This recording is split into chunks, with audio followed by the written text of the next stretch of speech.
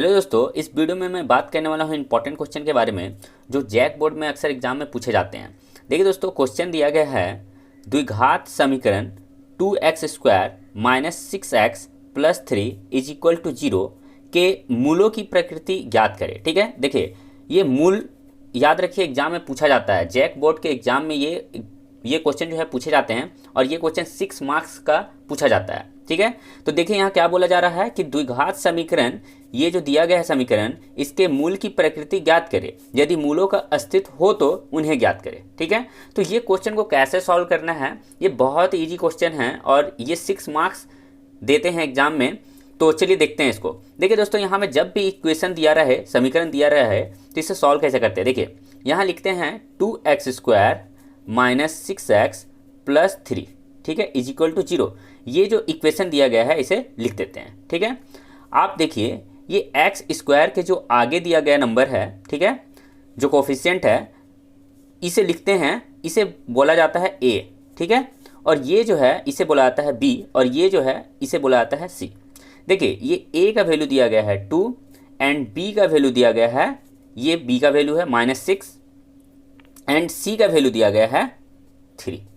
ठीक है, ये इक्वेशन हमें ऐसे दिया जाता है और उसमें यदि बोला जाता है मूल निकालिए, तो इसे कैसे सॉल्व करेंगे, तो इस तरह सॉल्व करेंगे। जो भी इक्वेशन दिया रहेगा उसे लिखेंगे, x² है उसके आगे जो भी नंबर रहेगा उसे a बोला जाता है, यहाँ x है, x के आगे जो भी नंबर रहेगा वो b कहलाता है और जो लास्ट है वो c कहलाएगा। तो a 2 हो गया, b -6 एंड c 3 हो गया। ठीक है, अब से देखिए एक फॉर्मूला है, उसे याद रखना है आपको, d is equal to b² minus 4ac।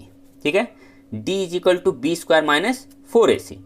अब इस फॉर्मूला में इसे पुट करना है। देखिए यहाँ दिया है b और यहाँ पे दिया है b का वैल्यू -6, तो यहाँ लिखा जा सकता है -6 का होल स्क्वायर, फिर ये माइनस लिखे 4 लिखेंगे इनटू a का वैल्यू यहाँ पे दिया है 2, तो इसे मल्टीप्लाई करेंगे 2 से, एंड c का वैल्यू दिया है 3, इसे 3 लिखेंगे।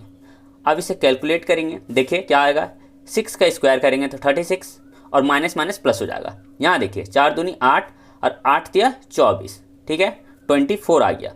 अब देखिए यहाँ 36 में 24 को हम माइनस कर लेंगे तो क्या आएगा 12। देखिए 6 - 4 2 और 3 - 1 सॉरी 3 - 2 1, क्लियर। तो यहाँ आ जाता है 12। अब देखिए यहाँ बोला जा रहा है मूल की प्रकृति ज्ञात करें। तो देखिए यदि आपका d का वैल्यू आया हमारा 12, मतलब d का वैल्यू याद रखना है 0 से यदि बड़ा होगा तो कहा जाता है कि मूल की प्रकृति है। ठीक है, यानी कि मूल का अस्तित्व है। यहाँ पूछ रहा है अस्तित्व है तो उन्हें ज्ञात करें। तो देखिए d ग्रेटर देन 0 हो गया, यानी अतः मूल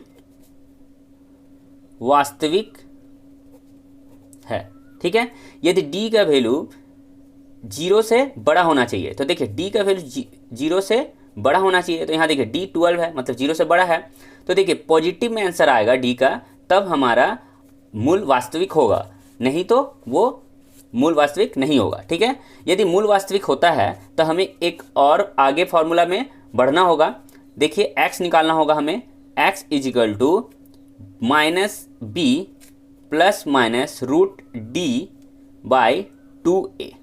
यदि मूल वास्तविक होगा तो हमें ये फॉर्मूला से पुट करके आंसर निकालना होगा। लेकिन कभी कभी d का वैल्यू माइनस में आ जाता है तो हमारा वहाँ लिखना है मूल वास्तविक नहीं है और हमारा आंसर वहीं हो जाता है। लेकिन यहाँ पर यदि d का वैल्यू 0 से बड़ा होगा तो हमें x का वैल्यू फाइंड करना होगा। क्लियर है, तो अब x का वैल्यू फाइंड करने के लिए हमें ये फॉर्मूला में पुट करना होगा ये सभी वैल्यू को। तो देखिए यहाँ पे दिया है माइनस लिख देते हैं, और b का वैल्यू भी यहाँ दिया गया है, देखिए -6, तो यहाँ पर ब्रैकेट में -6 लिख देते हैं। अगेन क्या करते हैं, प्लस माइनस यहाँ दिया है तो इसे प्लस माइनस में लिख देते हैं, √d, देखिए d का वैल्यू यहाँ हमने निकाला था 12, तो यहाँ 12 लिख देते हैं, बाई 2a, 2 लिखे और a का वैल्यू यहाँ दिया गया है कितना 2, तो 2 से यहाँ 2 पुट कर देते हैं। क्लियर है, अब आगे क्या करते हैं, इसे सॉल्व करते हैं, माइनस माइनस हो जाता है प्लस। ठीक है, और ये प्लस माइनस को दोनों को लिख देते हैं। ठीक, √12 है, तो देखिए √12 का यदि हम एलसीएम लेके यदि फैक्टराइज करते हैं तो 12 का क्या लिख सकते हैं, 2 6 12, 2 3 6। देखिए 2 का हमारा पेयर हो रहा है तो इसीलिए यहाँ 2 लिख देते हैं, रूट में 3 को रखते हैं क्योंकि इसका वर्ग नहीं हुआ। क्लियर है? तो यहाँ पे स्क्वायर उसका नहीं निकला तो इसको रूट में 3 में दे देते हैं। ठीक है, अब यहाँ देखिए 2 मल्टीप्लाई करेंगे तो क्या हो जाएगा 4। अब यहाँ देखिए नीचे लाइन में 6 + -2√3/4 है, तो यहाँ पे क्या करेंगे हम, देखिए यहाँ प्लस माइनस दिया हुआ है तो एक बार प्लस में लिख देते हैं इसे, एक बार सेम चीज़ को यहाँ माइनस में लिख देते हैं।